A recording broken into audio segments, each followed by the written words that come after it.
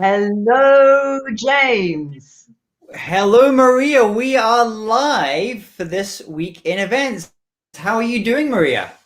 I'm good. Have you noticed I've gone curly? No one's mentioned it this week. So I don't know if everyone's thinking, oh my goodness, what is she doing? You see, this is when I haven't got the energy to blow dry. You're going a bit Chaka Khan there. It's a bit like Is it, early is it 90s Chaka. throwback? Yeah. Mind you, yours is getting long. Your hair is getting long, I James. know, I know. It's not quite got to the man bun stage, but it's getting pretty bad. It's getting pretty bad. So I'm gonna have I'm so to maybe because I know a lot of women buy wigs. Maybe that's the secret. Maybe I should just like shave off all my hair, become like a Buddhist monk, and just have a selection of speaker wigs. So depending on who I'm speaking for, I have a different kind of wig. Maybe that's the answer. Speakerwigs.com. okay. I'll Watch cut you an eye off out a for that. bit. I'll cut you off a bit and send you a bit, and you can be blonde and curly. Right? What have we got happening today? Any ideas? Well, yes, we have. Actually, I'm going to let you talk about the guest. I'm not going to say too much about the guest. I'll let you make the proper introduction. But this is someone I've known for a little while, doing something really cool in the speaking industry, and they've got some great research, which is looking at what's been going on in the speaking industry over the past 12 months or so. Then we're going to be talking about digital products, which kind of leads on a little bit from the state of the speaking industry report about why speakers are really leaving a lot of money on the table by not getting into digital products. And then we're going to be talking about our tool of the week. So yeah, we've got action packed, Maria, and it's great to have people joining us today, wherever anyone is joining us from as in the world. If you're joining us for the very first time, everything we're going to be talking about today, we're going to have links in the show notes. So don't worry if you're not near anything to write down notes. Just go to thisweekinevents.com, type in your details there, and you can be able to find all the show notes, and we'll also keep you updated on future episodes. Feel good. This is that James does all that, it wouldn't happen if I was doing it. So fantastic. So let's talk about our guest. Let's bring our guest in. Very exciting. We both know him. We both have worked with him. He is the CEO of SpeakerFlow. Isn't that lovely? I like that. It sort of rhymes. It's like the beginning of a rap, isn't it? SpeakerFlow is a tech and coaching company, and their mission is, and in fact they do it, they help experts to build a better business. So let me bring in Taylorr Payne. Hello, Taylorr. Hey guys, good to see you. Fantastic. Lovely to see you. And where are you zooming in from today, or StreamYarding in from? Where are you based, Taylorr? The very cold Minnesota. Oh, okay. We had Freezing some right sun now. today, so all right. Okay, And hence the hat. I just placed an order on SpeakerWigs.com, so the hat will be removed soon. You're our first sale. Thank you, Taylorr. Yeah, you're welcome. Yeah, gotcha. He's such a marketer, that man. So listen, tell me, Taylorr, how did SpeakerFlow come about? And where was the idea? What was it that caused you to create it with your fellow creators?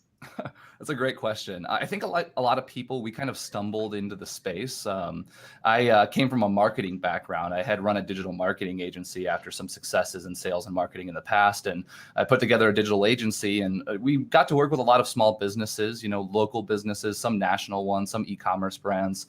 And eventually someone approached us and asked, like, hey, could you do some marketing for professional speakers? We'd want to white label your services and then carry these services through to our speakers. And thought, yeah, why not? Small business is small business. Like, what could go wrong?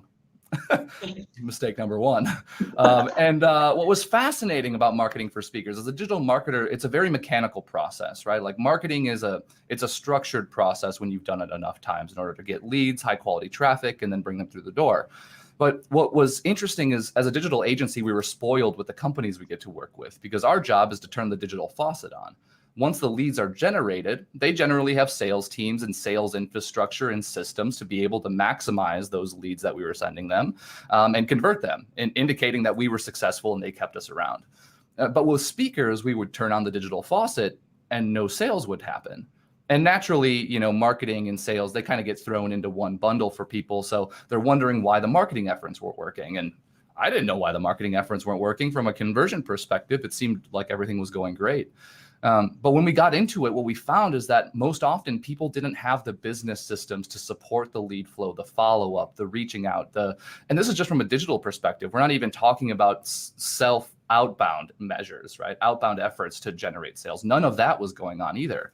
And we got to looking at the space and we realized that no one had the right education or the right systems to be able to run their business, because we're often solopreneurs, small teams of people. And generally speaking, speakers aren't systems oriented people. It can be a little gritty to get into the weeds and try and build all of that infrastructure, even though it has a tremendous payoff. So we wanted to get to the root problems of that. And we noticed that immediately it was a lack of education and how business systems need to be constructed in order for you to scale and automate and alleviate the stress of running a business. So we soon segued from being a digital agency to, and I wouldn't say segued, but helping people build these systems. And then we just saw this need over and over again, and we saw more people coming and doing this work with them. And what we realized is that when we brought in somebody for some business systems and coaching them and building them together, there are like 30 different applications you need to run your business, right? You got your CRM and surveys and contracts and social media management, and the list just goes on and on to oblivion. Chances are you pay a few $100s a month for everything that you need to run your business. And they claim they all integrate together, but you have to use Zapier and be an automation genius to pull that off. And in order to have a CRM that logged every interaction that somebody had so you could make that sale more effectively, you really need to have a good background in automation and technology to make that work. And we didn't understand, one, why there wasn't the right education, why there wasn't good prospecting tools out there, why there wasn't an operating system to run your business in one place. So that's why SpeakerFlow was created, to help experts build a better business and leverage systems and their expertise to scale. That was a good question, wasn't it? Why did you focus on experts? I mean, your skill set, and I know your partner as well, is like really strong systems, really strong digital marketing. Why didn't you go after like maybe a different market, like realtors or people that build, I don't know, do piping for things? So what was it about experts that attracted you to that market, that you thought you could really create a product that was going to be better than anything else out there? Yeah, I think it came down to passion. For a while, I think for both Austin and I've known Austin since our sales days. I mean, we've kind of been on an entrepreneurial journey, basically business soulmates as we've kind of progressed. He was there with the digital agency, he was there with SpeakerFlow. And the thing for us is, like, as entrepreneurs, you're driven to your outcomes, right? But at some point, with enough work, you make it. You do the thing you set out to do, and it's working, and you have a routine. Like for the digital agency, for a year straight, we grinded to get that off the ground. And there's a certain attraction for an entrepreneur to do that time and time again. That's why we see so many people start up different businesses, right? Is that creative energy.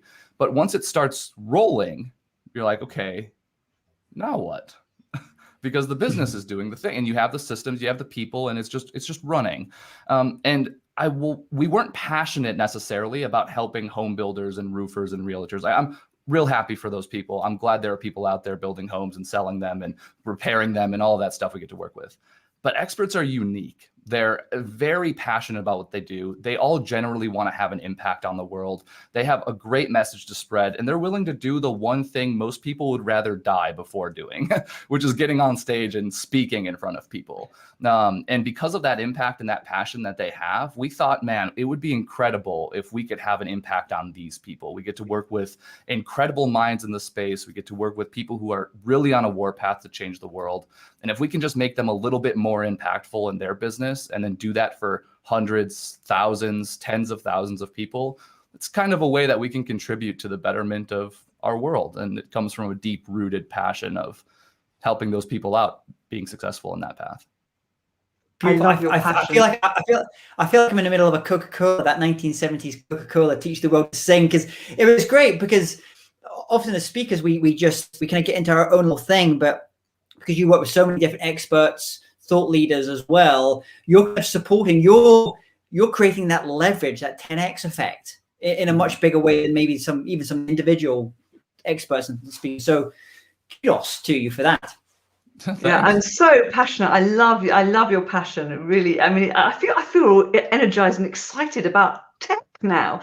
So you said, there are hundreds of different solutions. Often in a business, you probably need 30 different solutions. Which is the solution that you offer?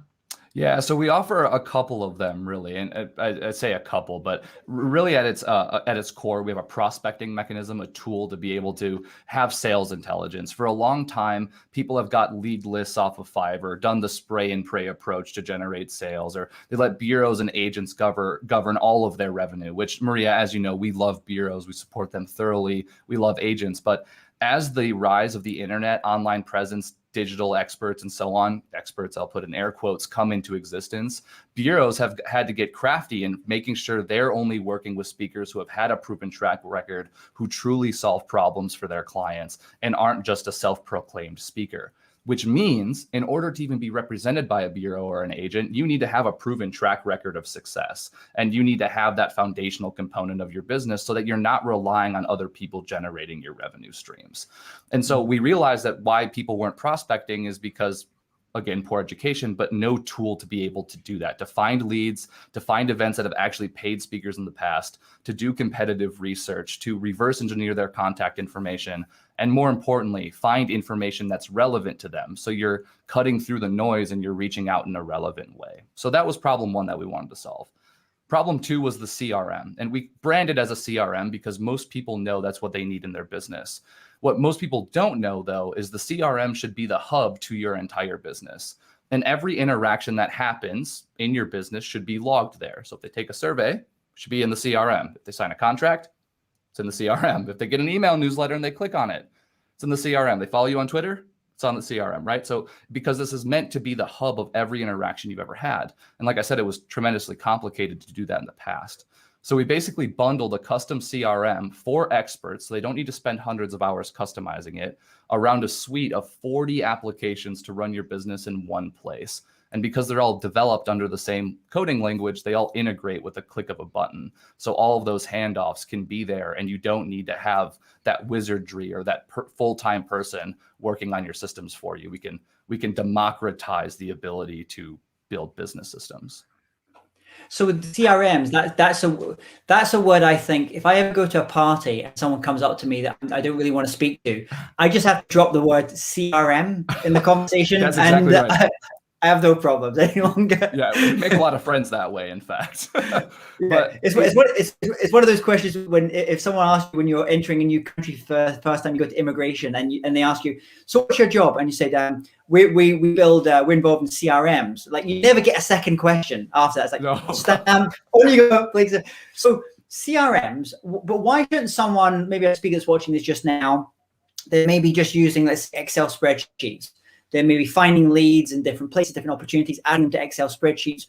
Or maybe they've just gone in really hard on one platform, let's say LinkedIn, and they're just doing all of their kind of lead generation and prospecting in that one place. Why does speaker need a CRM as well? Yeah, that's a wonderful question. So the biggest issue is you need to be able to manage relationships at scale. Like our brain can handle 150 close relationships. And I say close, but that's not even your inner circle. Let's say just relationships at any given time. Otherwise, everything gets lost into oblivion.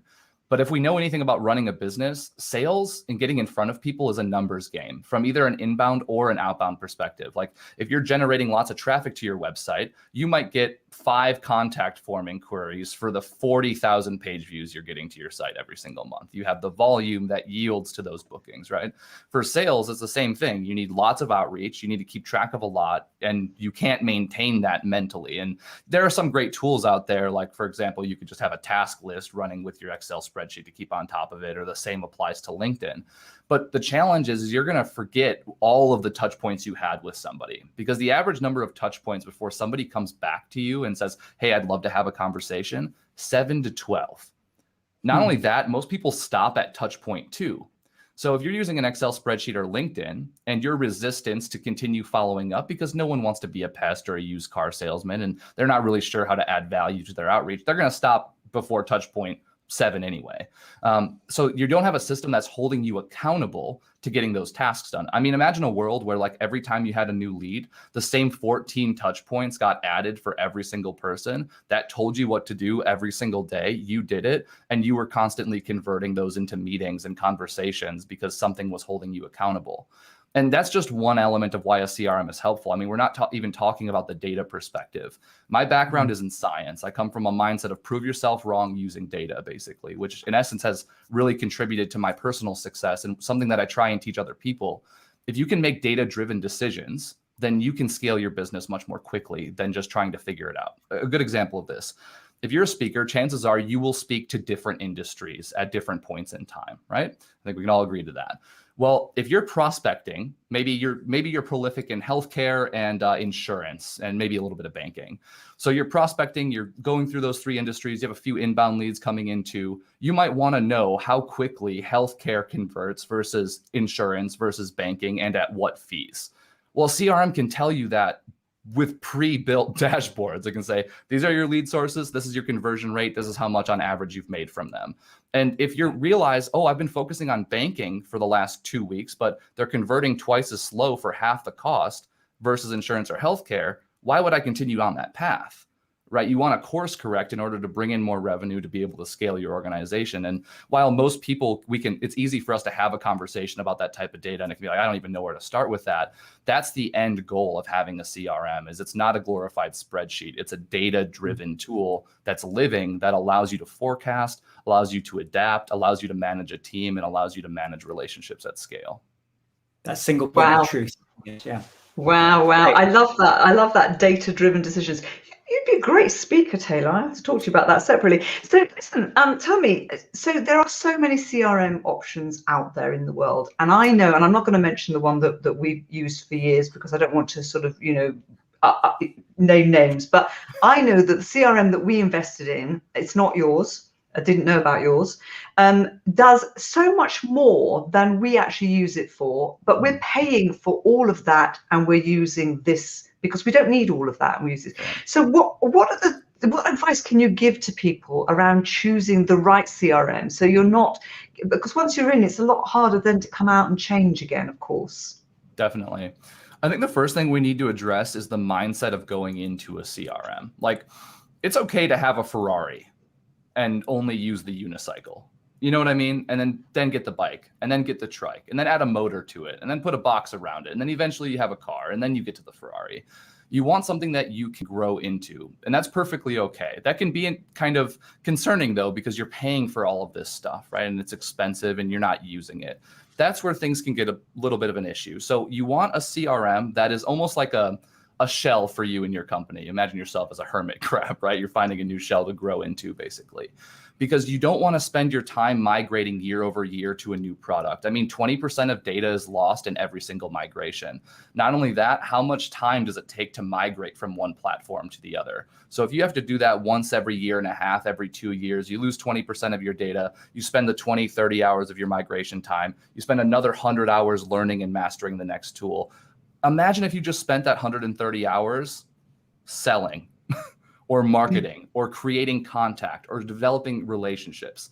It's okay to have something to grow into, and you absolutely want to start with something that you can envision staying with the long haul. So they have basic features right on the at the get-go for you, but then there's availability to grow into it, and then you can get to the Ferrari. But you also want to make sure that that's not overpriced for what you need at that point in time. And striking that balance in software companies is tremendously difficult, which is why we wanted to alleviate that. So like, we could sell the Ferrari, but at an extremely low cost, so that it made sense to keep it, because you can consolidate all of your tools in one place. So that's a big problem that we tried to solve. Wow, thank you. I wish I'd known this before. Cost of CRMs. So just kind of take a little bit of a left turn here on things. One of the things that SpeakerFlow did, because I guess of your love of data and understanding that and the power of data, is you did a state of the speaking industry report. I think this is the second. 2020 or 2021 is the second year of the report. I think this is the first one came out 2020. So this is, first of all, tell us about the report itself, like who you kind of reached out to, where the data came from. And I would love to know, like, what maybe some key findings, key surprises that came from that. Yeah, it's a great question. So the data was compiled over an entire year, both from a qualitative perspective of conversations that we've had throughout the year, and then a quantitative perspective of asking loads of responses, basically speakers, experts, where their revenue came from, how 2020 affected their business? Did they adapt or not? What are their biggest problems or challenges? How do they plan on overcoming in 2021? And we like to compare this data because what we realized when we started SpeakerFlow is there wasn't a lot of industry research going on that indicated where the industry was heading, basically. But they had it for the events industry, like PCMA, for example, is a really big one. And they almost ran monthly reports throughout the entire event season. So there was this misalignment between the people who get booked at events and the actual events themselves. And we wanted to see, like, over time, because it's their second year and the responses continue to grow. But because there's such a great industry, a great amount of research for events, and if we can build a great amount of research for speakers, there might be some trend data there that we can figure out with time.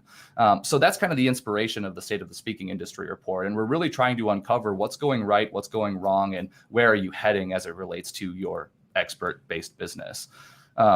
Some of the really interesting findings out of that, though, and I think we were talking a couple days ago before the show about these, but one of them was fascinating. We asked this question about sales, marketing, and operations, the three pillars to your business, more or less.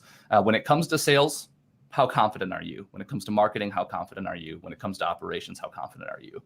When we get to sales, most people will say they're somewhere between a 7 or a 10. That's the majority of responses, which makes sense. I mean, a lot of the speakers we talk to is like, you just get them on the phone with me and I'll be able to close them, which is fair. They have a lot of passion, conviction of what they do. It makes sense that they need that call. When you get to digital marketing, however, they give themselves a 4, okay, which is a little bit interesting. And they put a really big emphasis on social media. Social media is not driving results. I post all the time on social media and I'm not getting business from it. Or like finding leads is really difficult, or reaching out to leads is really difficult. So they place prospecting under the category of marketing, lower their score, give themselves a higher score on sales, and put an emphasis on marketing and social media. But when we ask the question, where does your revenue come from? What percentage came from social media? 0.1% of people said they made money off of it. Mm-hmm. So there's some cognitive dissonance, one, between what marketing and sales really means. In essence, they're incorporating the prospecting piece under marketing when it's really a function of sales. And then they're putting too much emphasis on social media. And here's the thing about social media. We're here on social media right now. You're on LinkedIn, probably watching this.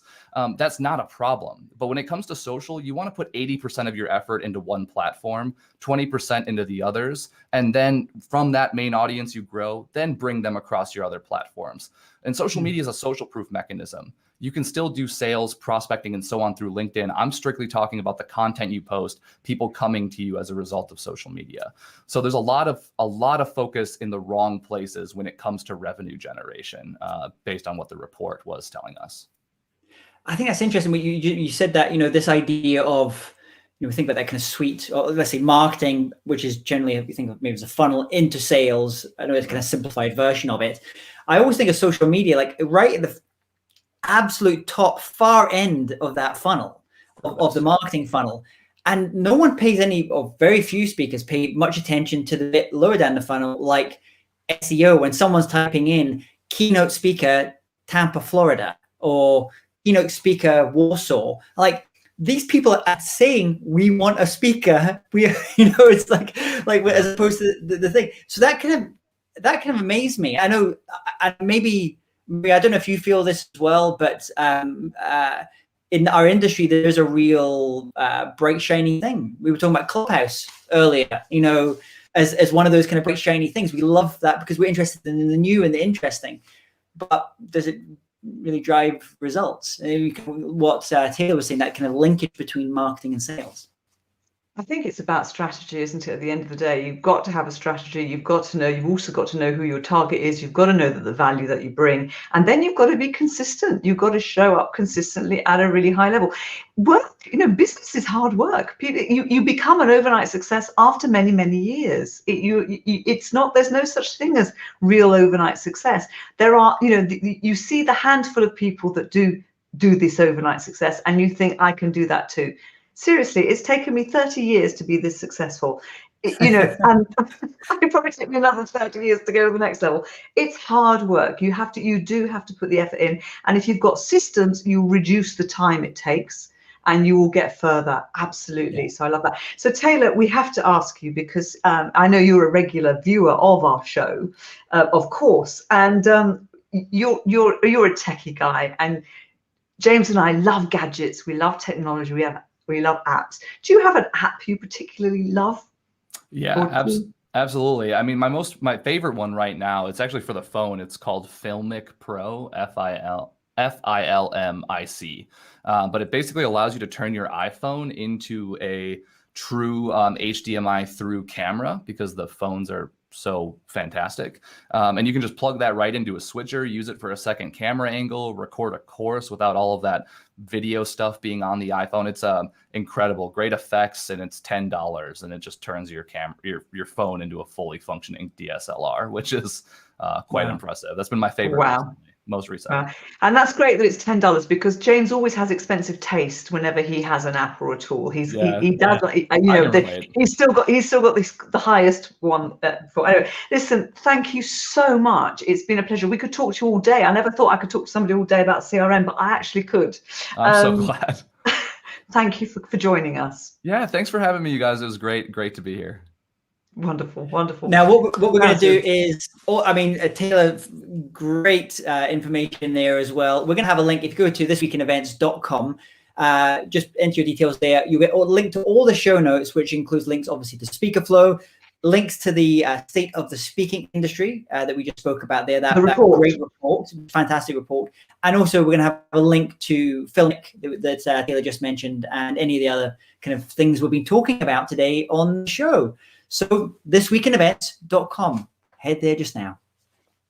Lovely. Would you like to make a mention of our sponsor today? Yes, for this whole season 2, I think this is episode 15 or 16 now.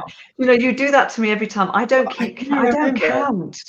Anyway, this is all possible thanks to the support of London Speaker Bureau.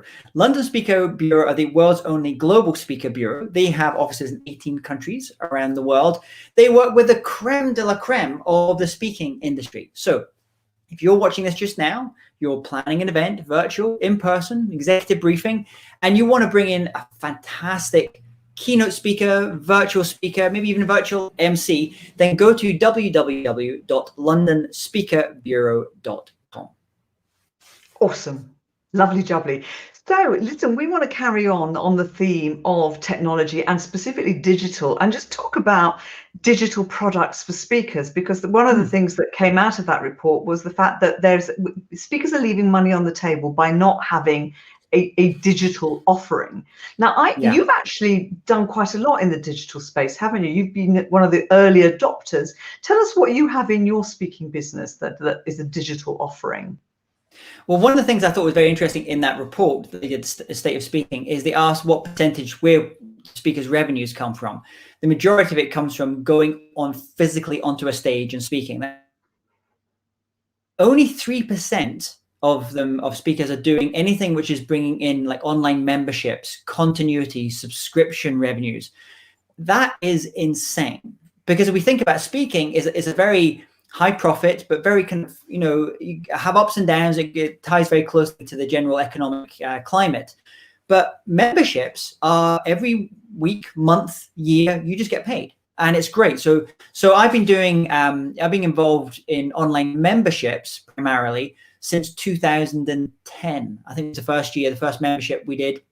I think between 2010 to 2014, involved in the launch of 30 online memberships. So working with great experts, helping them launch theirs.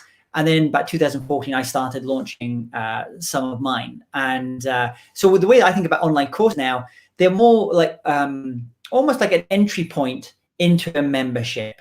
So we create online courses all the time, but they're more at kind of lower price points to bring people in. And the primary core of the thing that we're selling is our memberships, our continuity programs.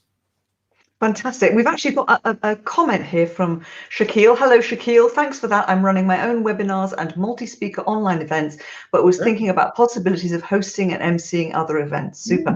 I actually love I haven't ventured into the membership model. I've sort of been thinking about it for some time, and I sort of, go back and forth on it. But I think it's such a great model to have this subscription model where, you have access to great value on a monthly basis, and you've got this recurring income. And I know you've done very well out of it. But some other examples of digital products, you mentioned online courses. Of course, an ebook is a digital product which you can, you can charge people for, or give it away for free. Software and, digital products, again, you can sell video. Our podcasts are digital products. If you get sponsored, you've got an income coming in. There's all sorts of different ones, and we're venturing into it ourselves. But I think from a speaking point of view, what I love it when a speaker has some kind of digital product is it allows the client's audience to embed the learning. So the speaker goes on, they give their session, whether it's a masterclass, a speech, a workshop, whatever it happens to be. I know you would love to use the word keynote. There's not that many keynotes about, but it might be a keynote. And then if they then sell something on to them as a follow-up, which is a digital product, that client can embed and continue the learning. And I think that's invaluable, because for us as a bureau, it's so important that the audience is moved from A to B, but then they keep on that trajectory, that once they've moved from A to B, they keep moving in a direction. The client gets results. And so the digital stuff, I think, is such a great support for that. Do you agree? Absolutely, totally agree. And I think what's been interesting going through the pandemic is the role of HR has become more important, or you might call it different things, people management, talent management, whatever you call it in the organization. I think of it mostly as HR. I love actually having conversations when I'm going to speak at an event, a virtual event, let's say, where I'm talking with the event owner, could be the CMO of the event, for example, but they also bring in the learning and development, the head of learning and development, head of HR, because I can then have a conversation with saying, okay, we're going to do this virtual keynote or a virtual presentation speech, but then how can we continue that? How can we deepen that learning? So it's not just like this one-off thing. And that's when you get to talk to them about, why don't, for next year, we give everyone access to our membership program, and you can upsell people from there. And just to give, if people are thinking about like, well, how is this working? Who's doing this? I had a conversation with a speaker recently who did, now this in 2019 numbers. So it's 2019 numbers, I think it was $1.3 million in his keynotes, in-person keynotes. But he did like 6 million, or maybe a bit more than that, in terms of his membership, his online product that he sells. So, and the great thing about the online is you don't have to be on the road all the time. And the one thing I think you have to, once you decided to get into the space and really do online products, digital products, you have to decide what kind. There's so many different flavors of it. For me, I like the membership because it's a slower burn. It takes time to build it up. You've really got to be able to show results to your members. It's not, just a quick thing that you do, kind of set it and forget it. You have to build that relationship. So I like that, because I've done the other way, which is just online courses, the product launch style of launches for those. And they're great fun, and they create a lot of anticipation, a lot of excitement, but they're quite exhausting as well. And I just like that kind of slow burn where you can continue to build things over a year, 5 years, 10 years. That just suits my personality. But for other people, they like those quick bursts. They're sprinters more than anything else. Not everyone's as young as you, James. Not all of us have 5 or 10 years. I don't know about the young thing. You know what I think? I mean, different things suit different people. You're absolutely right. And I've also heard about the great success of having those additional products. And of course, once you've created it once, you can adapt it and you can leverage, upgrade absolutely. It. But it's leverage. Yeah, sure. But what's so important, what you said, it's so important that people get results. That whatever product you create, it takes people on a journey from A to B. They come away with something. Anyway, I'm loving all the digital. Maria, because I know we have kind of different thoughts about this. In terms of your learning modality, do you have a preference? Do you like being able to have that more kind of coaching one-on-one relationship with like, say, someone you're learning from, or do you prefer small group events, virtual or otherwise, or do you like courses, or do you prefer more memberships, or frankly, do you just want a book and I'll just read the book and figure it out? Do you have a preference? You must know the answer to this. So I want to know everything now, this very minute, right? So for me, a coaching program is going to take a while. I have done coaching programs, and I've one-to-one coaching programs, and it has to be the right coach. It has to be somebody who's actually telling me what I need to do, as opposed to asking me asking me the same question over and over again, thinking that I don't want therapy. I want answers. I love books because I can devour them. I can take the information out of it and I can get on with it. I particularly love online courses because I can do it in my time and I can revisit stuff and I can do it again. If it's a group, it has to be a group that's at a similar level to me, or I need to be way behind, so I'm playing catch up, because I'm a disruptive participant. People who I've been on people's courses, they know what I'm like. If I'm ahead of the game, or I will disrupt everybody else. I was like that at school as well. So yes, I'm a difficult one. But personally, Maria, you're going to the back of the room. We're going to put you to the back of the room so you just don't disrupt the other children. But personally, when I'm teaching, I love to work one-on-one with a speaker if I can. I love to do small groups as well. I prefer small groups and one-to-one rather than the big groups. I know most speakers love to speak to a big audience. I like to be able to have interaction. I like to have a conversation. Yeah. No, I totally. I mean, in some ways I'm similar. I like those almost like retreat, smaller, maybe there's 10, 15 people, those type of events. I think you can, especially if everyone is at the same level, everyone's kind of gone through maybe similar learnings up until that point, you can go very deep very quickly in those. And I love that. On the other side, I'm a book person as well. So Shaquille, Karen, what is your preference? Do you have anyone that's watching this just now, do you have a preference for online courses, membership, books? What's your preferred modality? Let us know. Super. Right. Well, shall we talk about our tool of the week, James? Yes. What our tool or app is. Gentlemen first today, I think. Oh, okay. So my tool of the week is on some things I'm a laggard when it comes to technology, and some things I'm quite Scottish and I'm very price conscious. And every time they release a new iPhone, I should get the new iPhone for so long. And it got to the point I had to upgrade it because the battery was lasting precisely 10 minutes when I was going out on my walk with it. So I finally had to get it. So I went the whole way. And when I do get stuff, I like buying quality, hopefully lasts long. So this is what I got. I got this as a iPhone 12 Pro. And the thing I'm loving about it, and the thing I'm going to experiment, I'm going to do a lot more video this year for YouTube, is it allows me to, rather than have my big setup like I have here, just even in the house or when I'm out, just film kind of shorter videos because the light is great, that the quality is great. Taylor mentioned Filmic, which you can add to it as well. So if nothing else, just for the video quality and the photography quality, that's my tool of the week. So it's an iPhone 12 Pro. What about you, Maria? As I said, you see, expensive tastes, Mr. Taylor. Yeah. So my tool of the week has a free version, there you go, and a paid version. And my tool of the week is Asana, which is a web-based app. And it's great for simplifying projects, for planning, for working with teams, for being able to see what's going on. And I am loving it, and I'm driving my team mad because I'm trying to put everything on Asana. And it was like, but also I'm color coding everything, and I'm, it's just, and I'm assigning lots of stuff. And anyway, so I'm driving them crazy. Whenever I start to use something new, I get a bit obsessive about it. So here's a question for you.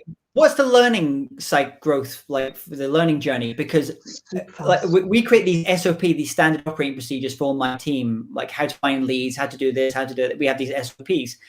And we use Trello, which is kind of similar to Asana. But everyone keeps saying, James, you should move to Asana. And my biggest worry is going to be take time to learn all the features from it. And then I'm going to have to change all these SOPs to talk about Asana rather than Trello. So how long did it take you to get comfortable using Asana? I actually found it easier than Trello, to be honest with you. Really? But that might be because we were using Trello for something else and we were trying to make it fit something quite specific.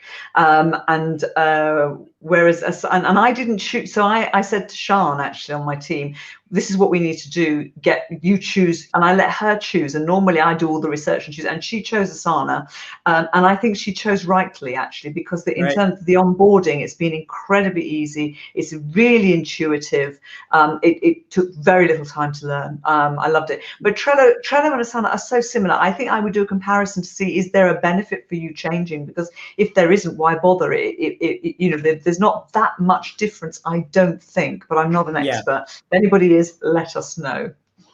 And we've got some comments here. So Karen saying she's like you, Maria. She prefers learning on her own time quickly. So I can definitely be the disruptive student in the room. And Shaquille was just saying, I prefer physical workshops and speaking from stage at larger events. And you've really kind of missed this. I'm totally with you there.